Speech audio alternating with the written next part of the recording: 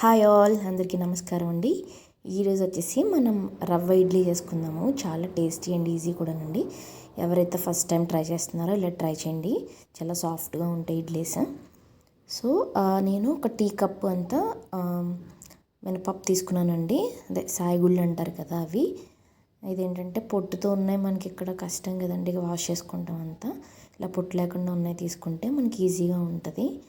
So దాంట్లో కొన్ని water పోసేసి మునిగేంత వరకు ఒక 10 నిమిషాలు నానబెట్టుకుందామండి.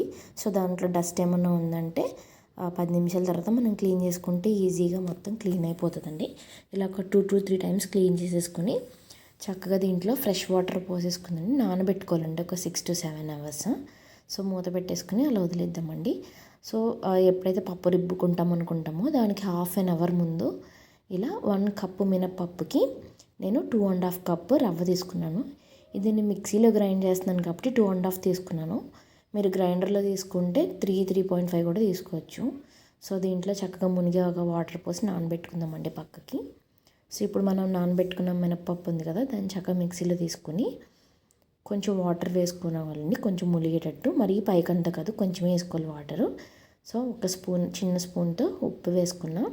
చక్కగా దాన్ని మిక్సీ పట్టేసుకోవాలండి మెత్తగా. చూసారా, ఈ కన్సిస్టెన్సీలో మెత్తగా పట్టుకోవాలి.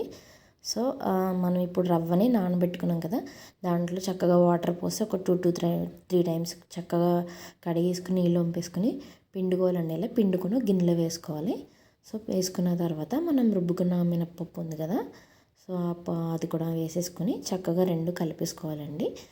కలిపేసుకున్న తర్వాత మనకి చుట్టూ అంతా రవ్వది అంటుకుంటుంది కదా, దాన్నంతా ఒక చక్కగా ఇలా వేలుతో వాటర్లో ముంచుకొని చుట్టూ ఏమీ రవ్వ లేకుండా చక్కగా తుడిచేసుకుని మనం మూత పెట్టేసుకుని నైట్ అంతా బయట ఫర్మెంట్ చేసుకోవాలండి.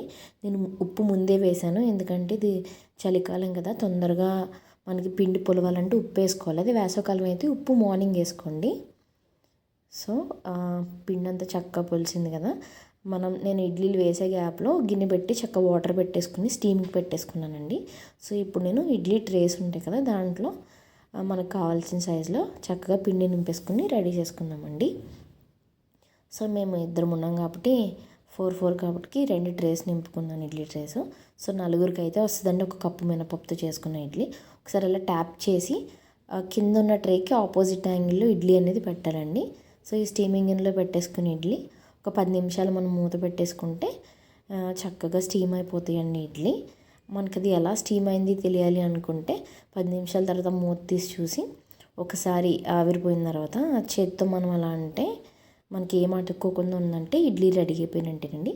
దాన్ని చక్కగా స్టాండ్ని మనం ఏదైనా ఒక క్లాత్ కానీ మీ దగ్గర ఏది ఉంటే కట్టర్ కానీ దాంతో కింద పెట్టేసుకొని చక్కగా తీసి పెట్టుకోవాలండి. మెల్లగా తీసి పెట్టుకుని ఒక 2 minutes అలా వదిలేయాలి, లేదా నీళ్ళు కూడా చల్లుకోవచ్చు. సో ఎలా షార్ప్గా ఉన్న ఒక గరిటె తీసుకుని చక్కగా తిప్పేసుకుని తినేయడమేనండి. వేడి వేడి ఇడ్లీ రెడీ అండి, అంతేనండి. మీరు కూడా ఒకసారి ట్రై చేయండి, చాలా ఈజీ అండి. Thanks for watching and please do subscribe. Thank you.